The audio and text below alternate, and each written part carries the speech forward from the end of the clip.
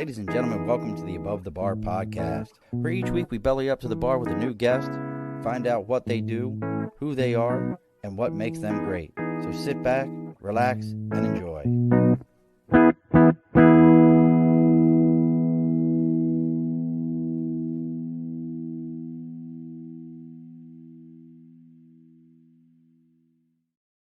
Alrighty, folks, welcome back to the Above the Bar podcast. It's your host, Sean. We have bellied up to the bar on this. If you're in the upstate New York area, it is a chilly spring night. We actually had to cover our plants because it's going to get like to 32 degrees tonight in May. We all know how much I love that weather here in New York. But so if you're joining us tonight, we've bellied up to the bar tonight. You're talking about something, and I realized this is like episode, somebody will correct me, like 177 or 178 in all the episodes we've done. And we've done exonerees for crimes that they did not commit. We've done all those things. We've never talked about true crime. Never. It's never happened. It's never been something we've discussed. Not that I didn't find it interesting. I tell you all the time, one of my favorite podcasts is E. Barthoon's The Serial Killer Podcast. I love that show. But we've never done it. So putting a little spice in our life here to pepper things up for us, coming to us from the wide world of Texas. We've got with us real true crime writer, and she gives it a little bit of a twist because of what we got going on here. We've got bellying up to the bar with us tonight, Miss Pepper Ann. Look at that. You got claps and everything, Pepper. How exciting. Thank you. Thank you for having me, by the way. I'm so excited to be here. Well, I appreciate you coming out. I did a little bit of my pre-reading and everything. And for anyone that this just doesn't kind of go, are we serious? Like, and want to grab your book and say, well, I need to know more. I'd be very surprised at it. So before we get too far, and I don't want to give anything away, let's go ahead and get our house cleaning done here. As always, if you've got something you're supporting, maybe you wrote your own book yourself, you've got a podcast you're promoting, you've got a bar, restaurant, I don't care what it is. If you've got a paintball team that you support, if you reach out to us on Facebook, LinkedIn, YouTube, Twitter, Twitch, TikTok, Instagram, even our email, it's all the Above the Bar podcast. Reach out. Let me know what you got going on. I'll tell you where to send the sticker to. You send me the sticker live on the air. I will read that for everyone to hear about. It's free advertisements for you. It gets people to know who you are. That is Sticker and a Cause. Also, we got to talk about our newest sponsor here, Budget Blinds of East Greenbush. They're offering custom window coverings at affordable prices. They have a knowledgeable team providing excellent customer service and experience to help you find perfect blinds, shades, shutters, drapes to fit your style and budget, and to stay up to date on the latest products. And you know what the other thing? I just learned this, Pepper Ends, with these guys. You know what shutters are. You know shutters in your people have shutters in their home. At least here in New York, I know it's here in New York and in my area, those are considered as capital improvements on your home. I didn't realize that. Just bought a new home in October, and I did not know that. So if you went and contacted your local Budget Blinds and said, hey, I want shutters, here in New York, you don't pay sales tax on those. And because they're a capital improvement, you can claim them on your taxes because they're a capital improvement on your home. And they increase the value of your home because they're considered as a permanent fixture. That's awesome. So look, folks, make sure you reach out to Budget Blinds of East Greenbush and you let them know you're there to belly up to the bar, and they're going to give you a 10% discount just for reaching out to them. Oh, and they have a 5-year NQA, no questions asked warranty, meaning if you're a true crime writer and you need to make sure that your blinds are always shut tight and something happens to one of those blinds in the first 5 years, you can call them and just say, hey, I need this one replaced. And you don't even have to tell them why, because somebody threw a rock through your window that says back off or something like that. You don't have to tell them that that's what happened to your shutter, and they'll just come out and replace it. Or if you're a criminal, but don't tell them you're a criminal. Everybody needs them, right? Everybody needs them. So again, folks, reach out to Budget Blinds of East Greenbush. Tell them you're there to belly up to the bar, and they're going to give you a 10% discount. So are we all set now, Miss Pepper Ann? Absolutely. That's awesome. I didn't know that about the blinds, but that's cool. That's great. Yeah. Yeah, shutters is one of those things from talking to those folks where I was like, so you just put the because they are a little look, they're wood, they're composite materials, they're a little Yeah. bit pricier, but you benefit for them because they're, if you're I tell people all the time after I learned about that, if you're looking for like in the grand scheme of inexpensive ways to increase the value of your home or that appeal and you're getting ready to sell, that's an easy one to go for. Is just do that. But as we get started here, if you're finding us through Pepper Ann, make sure you take a moment, like, follow, share, send this out to everyone you know so that they can see what's going on and they can know what's happening. So let me see if I can give a good Reader's Digest version of your story. So if I screw it up, you tell me I've screwed it up. Okay. So you find out now you didn't grow up with this relative. Make sure I understood it. You didn't grow up with them. No. You find out that you have a relative currently as a permanent resident of the Texas State Correctional Facilities, who's serving 14. Are they? I don't know if it's 14 consecutive life sentences. They're stacked.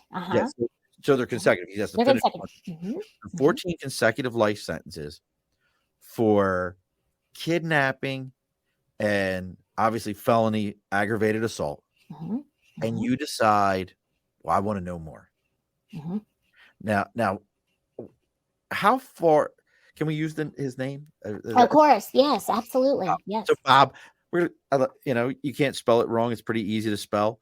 How did you know Bob at any point in time? Was he ever involved in your life? Anything, or was it more like you're sitting around Thanksgiving and grandma's like, just so you know, Bob's at 13 life sentences now. Like, how does this even come up in family conversation? Okay, well, actually what happened was my grandpa passed away in back in 2000, excuse me, I think it was in 2006. And my mom had told me, she said, we are related to a cattle rustler. That's when all the stuff comes out, right? And cattle. Yeah. And I thought, well, okay. And I'm thinking this is back, in the early 1900s, but right. no, this is very recent. And actually what started the conversation is because she saw Bob's dad at my grandpa's funeral.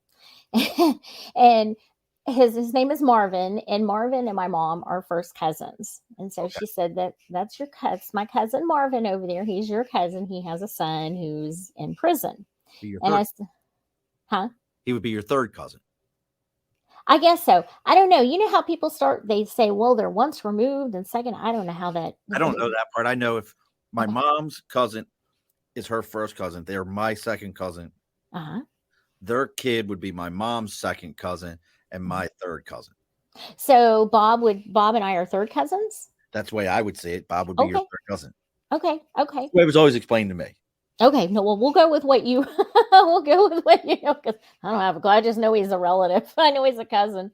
I'd like to remove him, but anyhow, so my mom told me, she said, yeah, he's cattle rustler and he's in prison. And she made that statement to me several times. And I said, okay, Mom, I got it. Got it.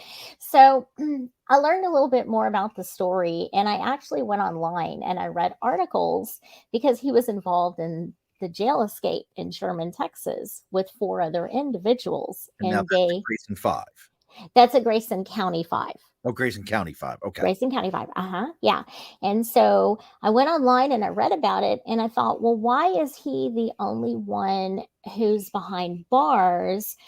All of the Grayson County 5, all of the inmates that broke out of the jail with him were in prison or were incarcerated. But I wanted to know about the cattle rustling. I wanted to know about everything prior to that jail escape because it was a huge story. And once I started digging, then I started uncovering a big crime ring here in the state of Texas. Yeah. And so that's what sparked my interest. And then the story got very interesting from there. Yeah. So a lot of people, I think, love the idea of true crimes, but you and I have talked about this a little bit. This isn't so, you know, glam of like, hey, I listened to such and such podcast and or this show, and they were like, or 48 hours where they're like, the first 48 hours are the most important. It's like it's not like it. You're going through this and kind of like this was like, shut up, lady. We don't want to talk to you. Get away from me. Well, there were a lot of people who did talk to me. There were a lot of them. Let me tell you, first off, I was able to talk to law enforcement. There were some individuals in law enforcement who didn't want anything to do with me because I'm related to Bob, and I was very upfront with them. Okay. The Texas Rangers, they didn't want anything to do with me, and that's fine. I didn't want anything to do with them either.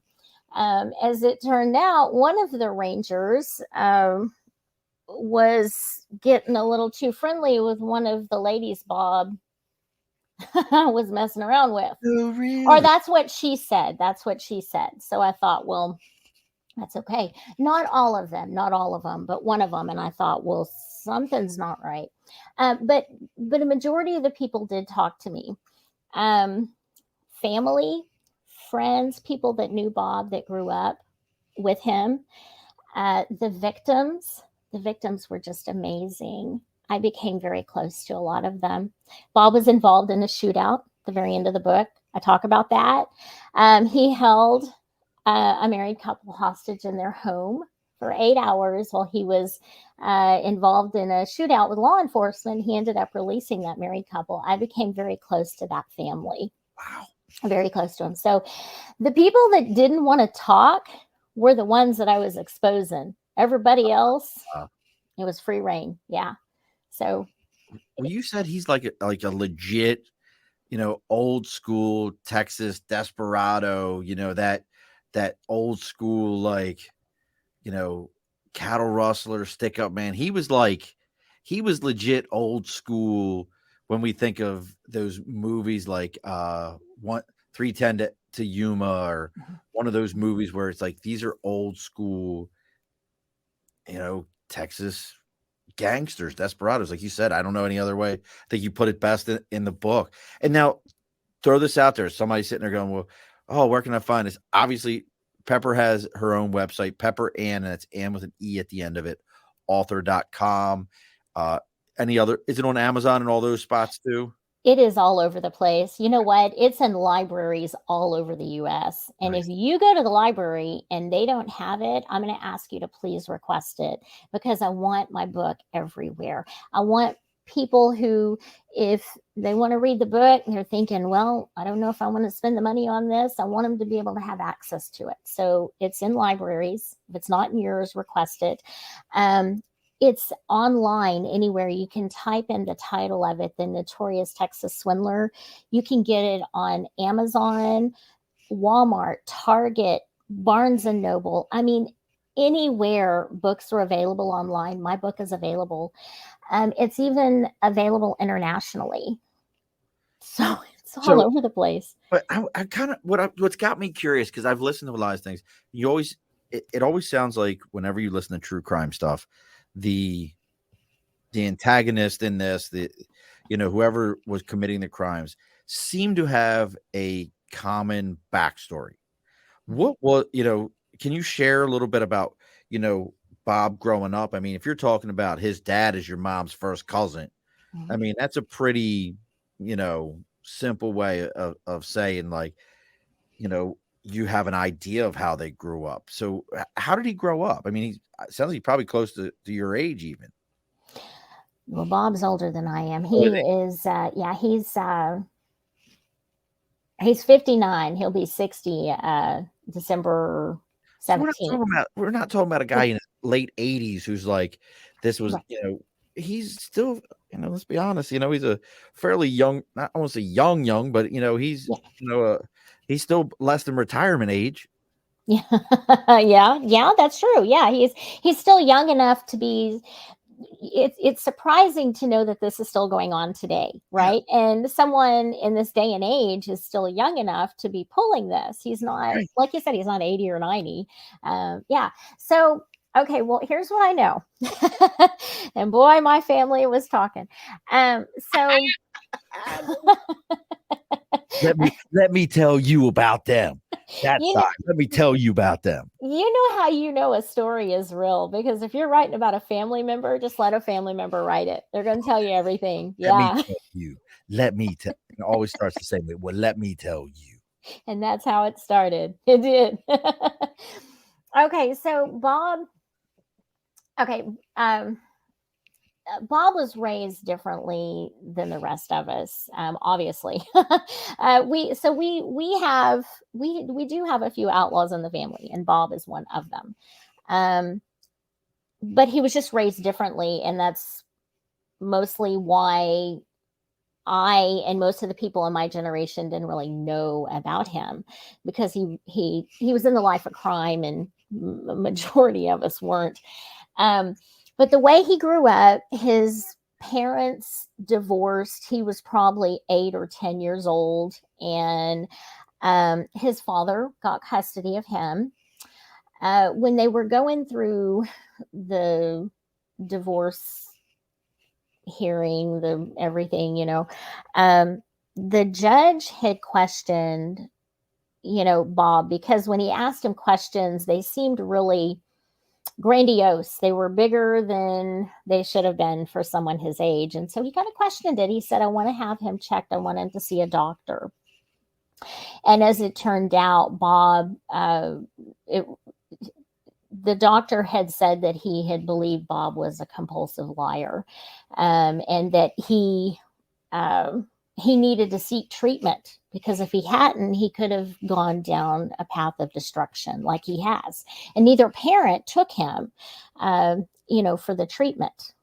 And so that's kind of what happened. Then he just they got divorced. His dad got custody, and then he would see his mom, and I mean, you know how that works, you know. Oh yeah. And then he just, as he got older, so when he was probably about 14 or 15 years old, his dad Marvin had gotten into criminal mischief, and he had stole some cattle medicine from the ranchers that he was working for. And so that's exactly where Bob picked it up from, was his father. And then he got involved in so many things he shouldn't have. But his rearing, it wasn't good. I mean, obviously he didn't have that support that most kids do, or you think they should. You know what I mean? Right. I mean, now again, I'm a kid from East Baltimore who, if you told me you stole cattle medicine, I'd be like, what? Like, that doesn't even register in my head. Like, what would somebody steal? And I know we're talking about his dad at this point, but like, help me out here to understand how someone would steal cattle medicine. So the cattle medicine, it was for like the vaccinations and things for the cattle. So Oh, when they would get the cattle in at the ranch, they would brand them, and they give them the medication, the medicines, and then they put them out, whatever they were doing with them, whatever the rancher wanted to do with them. So the medicines were expensive. So Marvin and several other of the ranch hands were stealing it, and they were reselling it oh, to okay. others, yeah, where they could buy it at a cheaper price. And then Bob had gotten into that a little bit. Well, Bob's dad, Marvin, was fired and asked to leave the ranch that he was working at, and Bob was allowed to stay on working there. And he did. And then Bob got caught taking some cattle from the ranch, and they asked him to leave. They did press charges against Marvin, but they didn't press charges against Bob. They just told Bob to leave. And then got that's when Bob ended up going to Comanche County, and then he got involved with a DPS state trooper. And then that's when the cattle rustling really began. That's when he started getting involved. My good friend Nate says I guess they cover this on Yellowstone about stealing the medicine. I've never watched Yellowstone, Nate, so I don't know anything about it. I've never seen it either. I don't know anything about Yellowstone. I've seen a lot of good memes from it. It's not one I know. So Bob goes to this Cherokee County, gets involved with a trooper, Mm-hmm. and the rustling starts. But he gets involved in a pretty good good side. Now, is it him and that person that's do the larceny scheme, or like where does that come in? Because I mean, he's involved in all. Look, listen, folks, if you want to look, Pepper Ann's book, listen to me. It's The Notorious Texas Swindler. Bob did some shit that like just doesn't compute. Where you're like, what? Like where? And if I'm jumping too far ahead from the trooper to the larceny, like is the trooper part of the larceny? Like where does that all fit in? Because that to me, I was like Okay. like So $1 million larceny schemes and like no, the $1 million larceny scheme didn't start until Bob got married to the woman who he pulled all that with. Before he okay, did, so he moved to Comanche County, which is in Comanche, Texas. Um, when he moved there, he got tangled up with a DPS state trooper who approached him and said, "Let's rustle some cattle." So they did. DPS. A DPS, Texas state trooper. Mm-hmm. What's DPS? What's this? Department of Public Safety. Okay, Texas Department of Public Safety. Yeah. Um, so, so he got involved in that, and he tried to get out of it, but he couldn't. He was and Bob was probably 19. I mean, he was young. He didn't know. Well, I mean, he knew better, but he was a kid, and he couldn't get out of it. And to be honest with you, I don't know if he had the chance. I don't know if he would have, because he was making so much money, more money than he'd ever seen in his young life. right. So anyway, so that comes to an end, and the DPS state trooper ended up threatening to have Bob killed if he didn't lie on the stand. And he told him, he said, "If you don't tell the judge I wasn't involved, I'm gonna have you killed." So the individuals who paid the bonds for Bob when he was going through that in the court system are the individuals that he got tangled up with, and he ended up rustling millions of dollars of cattle with. And those are the individuals that I'm exposing. They are the ones involved in the crime ring here in Texas that I'm exposing. And they're still today committing crimes. And, Yeah. and that hasn't, you can't just look, Pepper Ann, you can't just gloss over the fact where you're like, I'm exposing them. This isn't just like pulling back the sheets and being like, look what I found, everybody. This isn't, the mystery wagon and Scooby-Doo pulling the mask off and going, look, you've had some folks use, let's say, strong words to let you know how you may want to choose another activity for your day-to-day that would be much more healthier for you. Am I saying as an easy and as soft of a way as I can, or would it just be easier to say people have threatened your physically and your health and your life and your family if you don't just shut your mouth and back off? Which one? I mean, we can go with either one. I think the second one fits it. Yeah. So it took me 12 years to write the story, right? Because I had to rewrite it multiple times. 3 times, because the individuals I exposed hacked into my computer and deleted my work. And in the process, they loosened the lug nuts on mine and other family members' tires. Oh shit!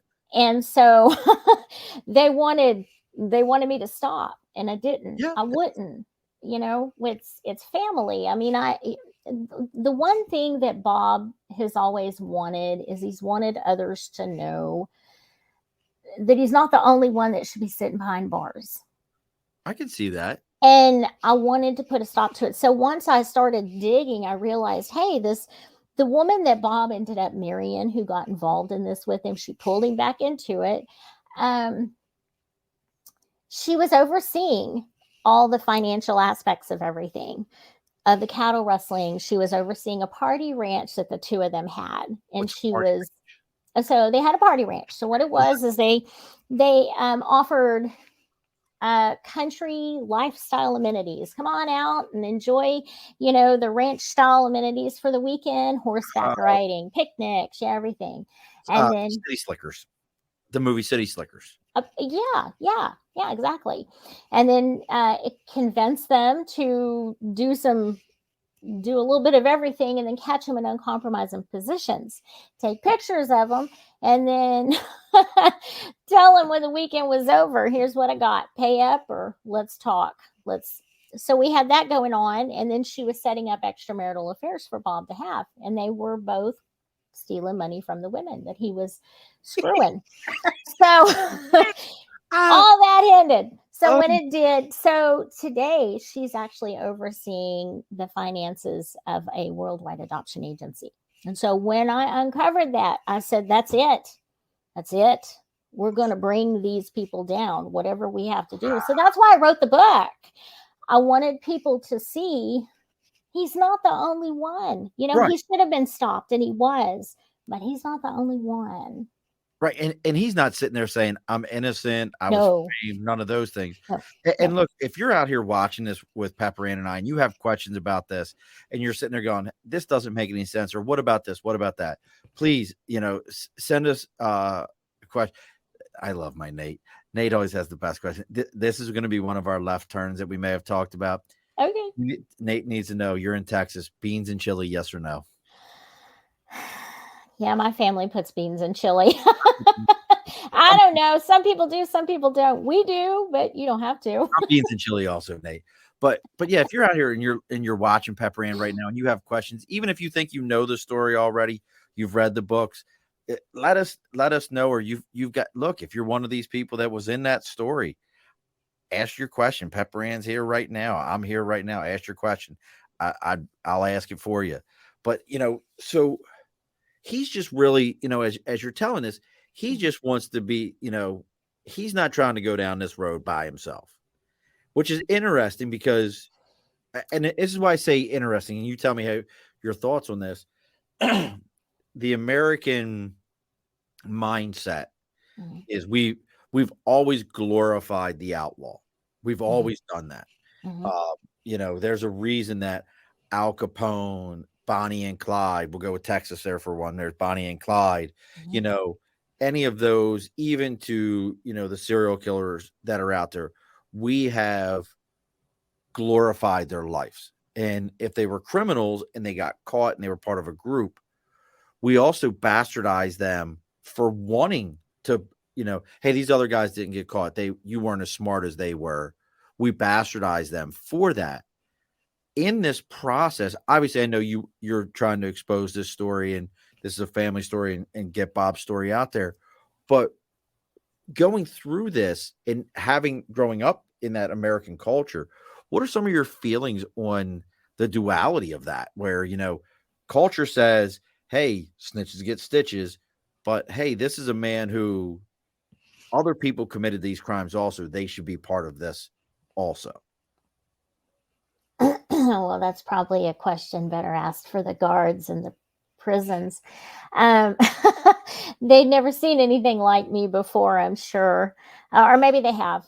Um, when I would go in to see Bob in the prisons, I would jump all over him. I'd say, "You knew better than what you were doing." Coming from a family member, I'm thinking, why didn't somebody say something? Why didn't somebody stop him? I don't know that they could have. So I, we've had visits where the guards have asked me, "Are you okay?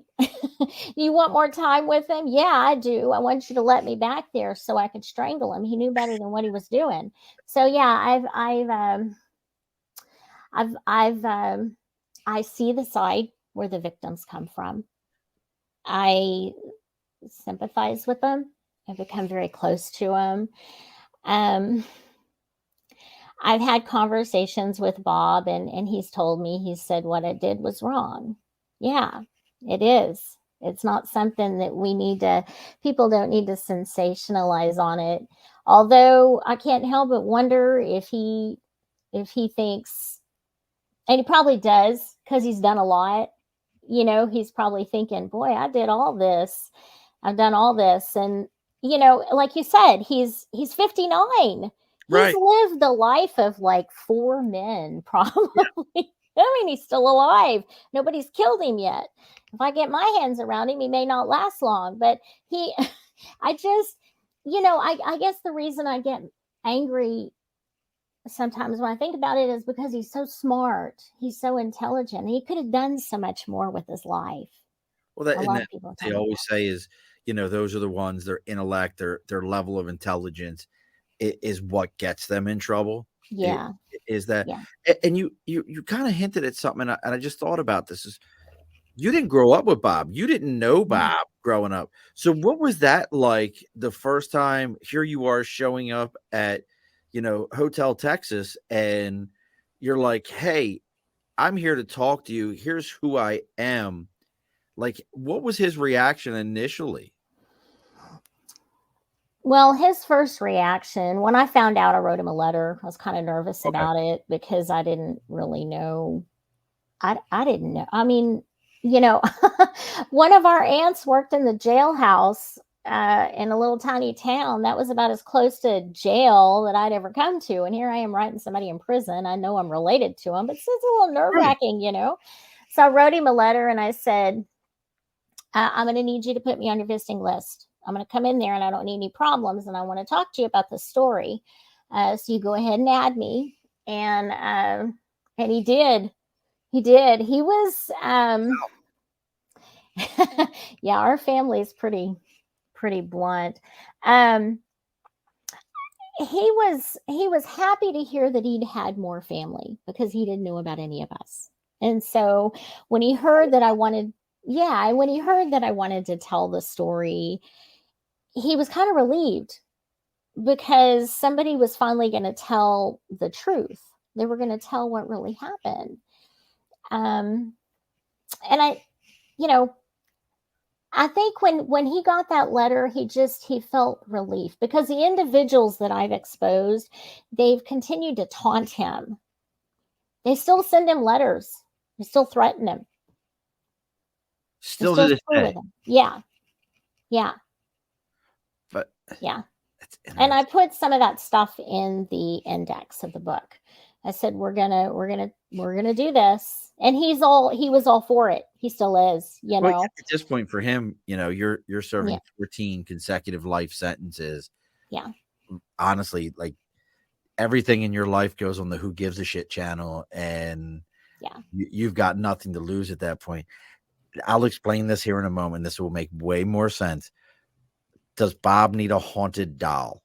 This is going to make sense to you because Lisa Marie just popped up and she has 60 haunted dolls. She has her own podcast.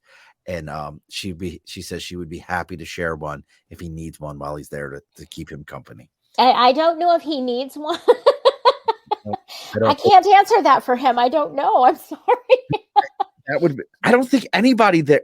Lisa, keep all your haunted dolls. No one needs those. You can Can keep. we send one to his ex-wife? Can we haunt There we her? go. We could look. We'll send. Uh, I have more. Oh, she said she has more now. Uh, Okay. we can. There you go. Reach out to Pepper Ann at pepperanauthor.com. You reach out to her, Lisa Marie, and you and Art can have a conversation about maybe where one could be relocated to. I'll get them out Rehome. to all the people that need them. Rehome. Yeah. We'll call it rehoming. It's I'll a rehome those dolls. rehoming Yeah. program. But, And thank you. Thank you for asking. oh, look, there you go. I'll let you read that. I'll let you go ahead and read that one. Thank you. That's awesome. That's what we want. We've got to stop this woman. She's wicked. She's not the only one though, but yeah. Thank you. Now, our friends at My Art Kit, which is an amazing product, folks. I tell people about this all the time. If you have a family member, like you're trying to save memories, and people are like, oh, well, I got them on Google or something like that. Listen, if you put it on Google and you don't touch it for a couple years, Google deletes it. It's a data holding system. If you reach out to the folks at My Arc It, they have a program where you can save memories. You can set up information to be sent up. So, like, does Bob have any kids? He does. So He does. Yeah, he has one who has kind of separated himself from for everything. No, obvious reasons. Yeah, which is understandable. Yeah. so Yeah. this is something that, like, if Bob wanted to send a message and have it open at a certain time, the My Arc you can put it in there, record a message, and then have it sent to them with a will not open until this point date to it. So it's they never delete. All the information is held forever on a server that this is for that person. So that's a good one. Mhm. Sending evil things. Lisa can help. Look at this. You're all look. These folks, look, my peoples is getting involved now. Thank you, Lisa. Thank you Le- so much. Lisa says she's I ready. know I shouldn't be coming out here asking for this, but listen, you read that book and you'll see exactly what I'm talking about. It's mind-boggling to me because Yeah. I mean, and really, if you think about it, a guy with 14 consecutive life sentences, what are you going to do? Shave his head and put him in a room in a box forever? There's nothing that you can do at that point. Freedom is something he will never see, and the Texas legal system has never been one that's known as a forgiving system that Mhm. looks at things and says, "Hey, maybe this is a little too much." It's everything. But you also talk about, you know, I, I'm very curious. He said he held a husband and wife for 8 straight hours during a gunfight. With the police. Imagining that was the last hurrah before going to jail for this time. And I love you, Lisa. Lisa just said she shared it out to everybody. Thank you, Lisa. And the thing about it is like you've become friends with some of these folks. How do you even approach somebody and say, "Hey, I want to talk to you about your story. By the way, that's my cousin." Like, how does that conversation even begin? Well, um, Or do you even tell them? Like, how long do you wait to tell them? I told him right away. I Okay, told everybody. I wanted to be very upfront with everyone because look, this is big and there were a lot of people affected. And I don't want to go into any situation without people knowing who I am and what I'm doing because that's the least I can do. You know what I mean? And if they don't want anything to do with me, I understand. I back away. But I didn't have that. People were awesome with me. So so there were two of them, Bob and one of the other fugitives that was with him that broke out of the Grayson County Jail in Sherman. Both of them were holding Vincent and Irma hostage, and Vincent and Irma they were the couple. I don't talk about them very often publicly because it's very emotional for me, but um, Irma had experience working in jails before, so she knew how to get Bob's attention, and she did. And as far as I'm concerned, law enforcement were the heroes, but she was the real one. She was the heroine of the story because she was inside. She knew how to talk to Bob, and she said, "We need to end this. We need to bring this to an end." And because she was in there, able to talk to Bob, Bob got on the phone and talked to the Rangers and everyone and said, "We want to end this. We want to stop." Now, his compadre that was in there was taunting and threatening Vincent and Irma. And he had threatened Vincent many times. And there were, and it says in the book where he'd wanted to kill Vincent. But he didn't, now with obviously. names of Vincent and Irma, they weren't younger folks with a name like Vincent and Irma. I can't imagine they were spry in their 20s and 30s. You know, They were the most adorable couple, and I will not share Irma's age at the okay, time, fair but enough. I will say this. I will say this. She was she was very active and she had a family that adored her. She was in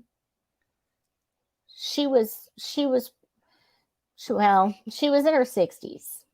That's all I'm going to say. That's all I'm going to say, but All right, fair enough. But she I mean, with those names, Vincent and yeah. Irma. I mean, you're not like, well, those are pretty modern names. That's not Yeah. Steve and Joanne. It's where you kind of go, it could be anywere.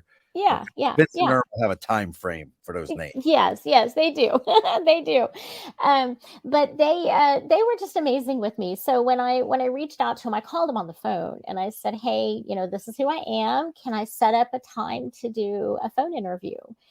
And I got Irma and she said, "Yes, we can do this." And so we did. And then Vincent came on the phone and we did this. And then it became where I would go see them. Well, Irma ended up passing, so I wasn't able to actually meet her in person, but I became very close to Vincent and all their kids.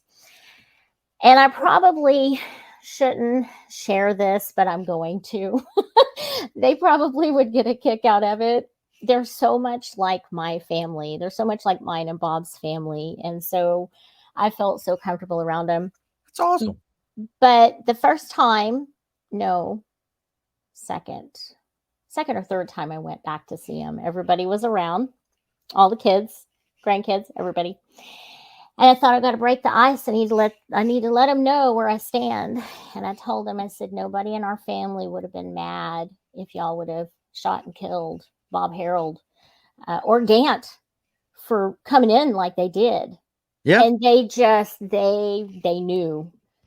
They knew they could talk to me. They Right. knew that obviously wasn't on Bob's side for what he did, and they got it. They knew they were talking to a sane person. Maybe that's the best way to say it. But Bob actually, he and Irma communicated. They up until she passed, they wrote letters to one another, Wow. and even Vincent, and yeah. So Bob kept, but I told him, I said, you do not assume they want to hear from you. You write them and you ask them if it's okay for you to write them. And I said, don't just assume, because I said, I'm welcome in their home. You're not, but I am. You just went on in. I didn't do that. So, and Someone then they, mentored Bob in a way. I it really, it sounds odd to say it that way, but you've almost mentored him in the sense of, I don't have another way of putting it, but how to be an adult. he didn't have that He didn't rearing, have and that. I get so mad at him. And I think that's why the poor guards, they, And I agree with Nate. This so has a movie vibe to it. Mhm. Just hearing, because so much of this is, as I'm listening to you, you're like, this is this is real. Like, this Mhm. is, you talk cattle rustling. If you live on the East Coast, I don't, we have plenty of cattle, but we have more pig farms than anything on the East Coast, I think. But I mean, just to hear stuff like that and to hear shootouts and, just all this stuff. Um, as you're, now this book took 12 years, and I don't want to take away from this book in any way, shape, or form, but I'll let you correct me if I'm wrong. And again, folks, you can check out pepperanauthor.com. Also, if you just go on any of your social media and you just do at Pepper Ann, and that's Ann with an E at the end, she'll pop up. You'll see an avatar photo of Pepper Ann. You can see what she's got going on. The book, The Notorious Texas Swindler. But correct me if I'm wrong. That's not where you've stopped at. Like, that story, you've started looking into other true crime stories. Do I have that correct? You do, yeah. So I've had a few of them kind of come, to my attention, and a few of them I thought I was going to do, and then I decided not to. But there's one that's local that I'm doing. It's an older. It was based back in the 50s, and it's safe. I won't have anybody coming after me. And so that's the next one I think I'm going to work on. Any hints about that one? What's the basis of that? Any hints? Well, it was about a college student who was murdered in Texas. Yeah. And it's like I said, it's a local story, and it was exciting. And now, so here's the thing, it's been solved, obviously, but what I want to do when I write, I want to tell a side of the story no one's heard, or I want to bring out points that no one's heard. So I thought this would be great.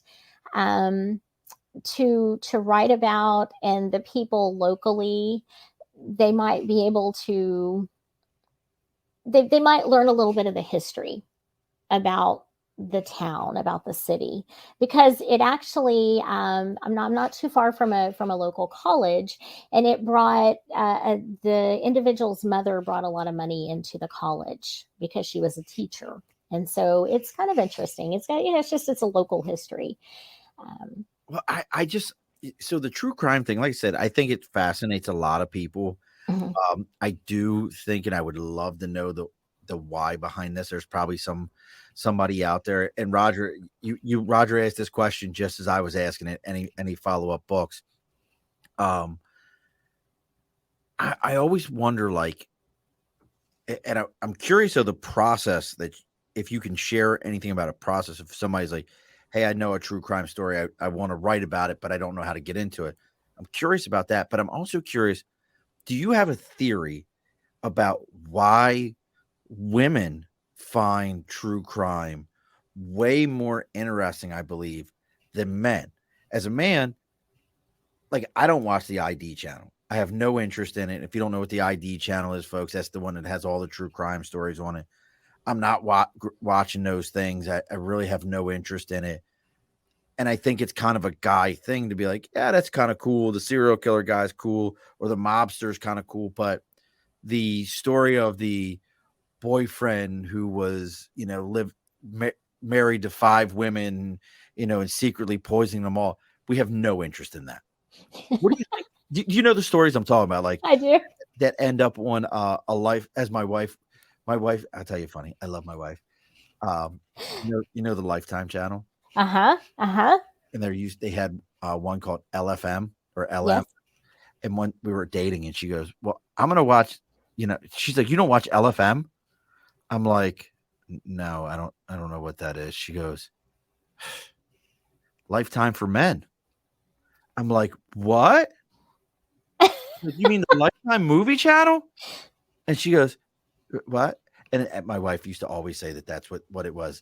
So we laugh all the time now. She just refers to it as Lifetime for Men. But what do you think the infatuation comparably is? I know it's funny. You'll pickle me here in a little bit, but I will say this. She's trying to convince you. It's a good channel. Women love it. She's trying to convince you to watch it. She's it's thinking you'll watch it and you'll like it. it's, Hey, it's that's like great. saying you'll love. It's like saying you'll love the Spike when Spike was a channel. It was all men shows, and the Yeah. man show that ended with women in bikinis jumping on trampolines. Look, Pepper Ann, you're gonna love it. It's a great show. It's quite informative and funny. You're gonna be like, I'm not watching this garbage. Am I gonna watch that? Am I gonna watch that? That's for guys. Come on. Exactly. I don't want to watch I'll sit down and watch The Burning Bed with you. How about that? We'll go that far. it. I would know what The Burning Bed is. Um, but what do you think the difference in infatuations there is? Well, I don't know. I've had a lot of ladies reach out to me who've read the book and they've told me they love watching the ID channel and their husbands are like, "Why are you doing this?" Well, I think I'm going to say for myself, I don't know about all the other ladies in the world, but I can't help but think that we love solving cases because women are very intuitive. We see something, we remember it, and something just, if you think about it, a mother-in-law or a mother is going to tell you something's not right about that person. Something's not right. Has your mom ever done that? Oh yeah, look, I'm actually the one that normally says to people like, my gut tells me something ain't right here. Looks like a Uh-huh. duck, quacks like a duck. Let's move on. Uh-huh. Well, see, that's what I'm saying. So, well, I've noticed for myself and most of the ladies that I know, we're very in tune with things. If something seems out of sort or doesn't make sense, that's why we're drawn to those shows because Yeah. they give us something to look for. They give us more insight of what someone's doing. We know what to watch for. If the case is solved, that's bread and butter right there. If it's not, and there's a chance we can solve it, that's just exciting. Now, I don't know about everybody else, but that's probably the ladies in my life, and I would probably agree that's what it's Listen, about. I got to blow your spot up Yes. there for a second, Pepper Ann. Okay. You're so intuitive. You wouldn't keep dating these guys that are actually like serial killers and the rest of the bullshit. Look, if they look like me, you're probably going to catch them. If they look like not Jeffrey Dahmer, what was the Ted Bundy? Not Ted Bundy. Who was the one? The one serial killer that they said was always so handsome. Like if they look like one of them, you just kind of miss it. Like Oh, I would think Ted Bundy is not him. Who was it? it's the other one. It's not Richard Ramirez. Was it Richard Ramirez? No, he was the strangler. God, see, I even know these things that I know, like all I these. can't remember. If you hadn't have asked me, I could have thrown it Right, out there. but what I'm saying. Yeah. Like, give me a break. So yeah, but and look, and Lisa's talking about helping to solve one of these. Did you watch the Yeah. documentary about where they caught the guy who was drowning the cat? Like, it started with the cat drowning videos. It's on Netflix, and No. it's a Wait, I saw the Craigslist killer. That's not that, is it? Is so this something? this one started off with this like complete whack job, Uh-huh. and he was drowning cats. Oh And God. Well, that's from, heart-wrenching. from him doing that, though, Yeah. these internet sleuths were able to like dig into his IPs, figure stuff out. Well, Mhm. and they created groups of people that were like, hey, we'll go track him down. What they didn't know was he had created two personas, Mhm. not Mhm. him, that were in these groups that were tracking what they were doing. Then they Oh. finally figured that out, that he was actually following them within their own groups. And he Oh. ended up he was killing people. He was up in Canada. Somebody will remember it. It was like it was one of those ones that came out towards the start of 2020 during Mhm. the time that shall not be mentioned, the pandemic during COVID. And, Oh God, yeah. and Sean, they could catch you with dude. They could catch me with a bottle of bourbon. Good shit too, though. Like, don't come to me with some bullshit. But like it was how they did it, and that was just like you're saying. Like, people were infatuated, and the police were even like, "You guys need to stop. You're not police. You can mess up the evidence, and this dude's gonna kill one of you." Like, they ended up finding that like one of them was like the dude found out where they were at and followed them, Mhm. like leaving. Oh, excuse me, was leaving notes and stuff. So what? But if somebody was interested in Mhm. this, and you have a very personal connection to the first story, um, and being connected to Bob and everything that went on there, and being connected with the fact that you were related in this way. But what would you say to somebody, if they were like, hey, I want to do this, or maybe they just have a book in general. I'm always fascinated by writing process.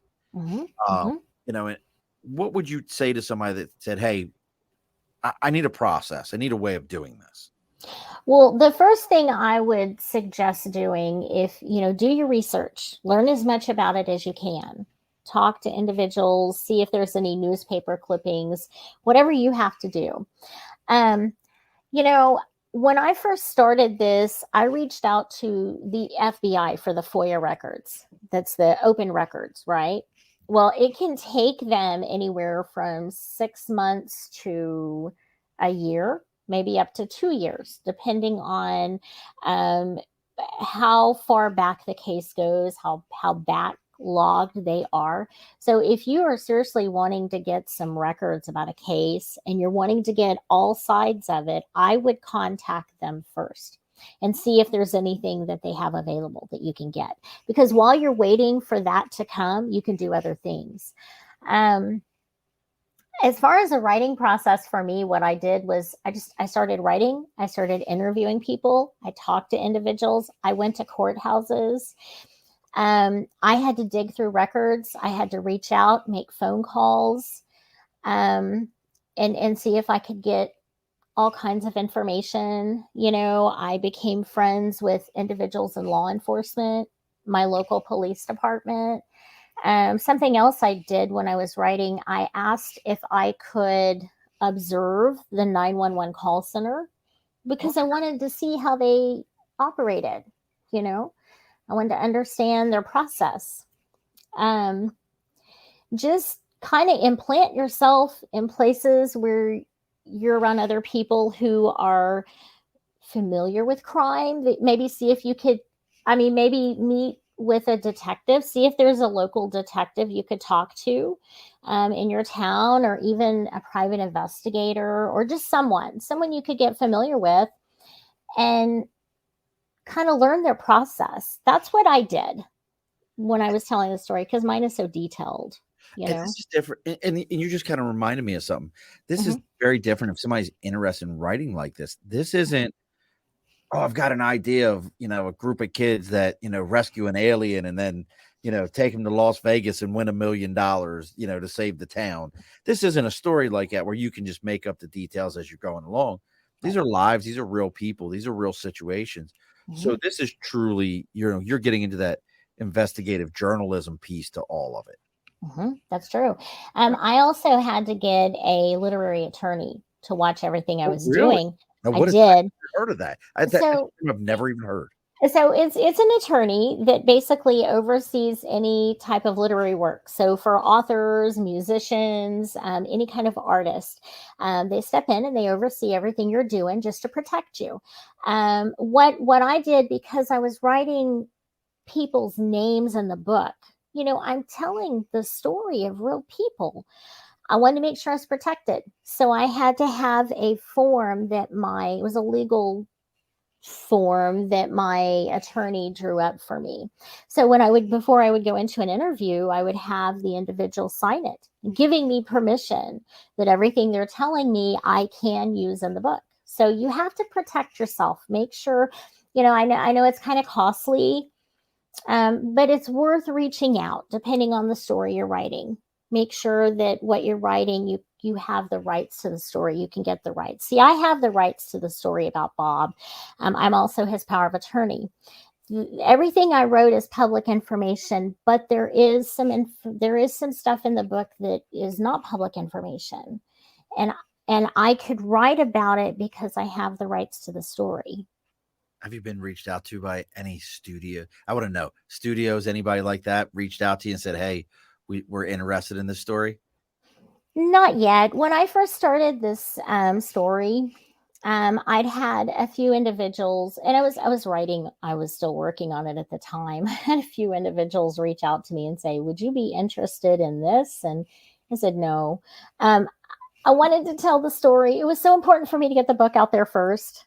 I didn't want somebody to just take it, buy it, and let it sit somewhere. Right, So, just die on the vein on a vine somewhere that never happened.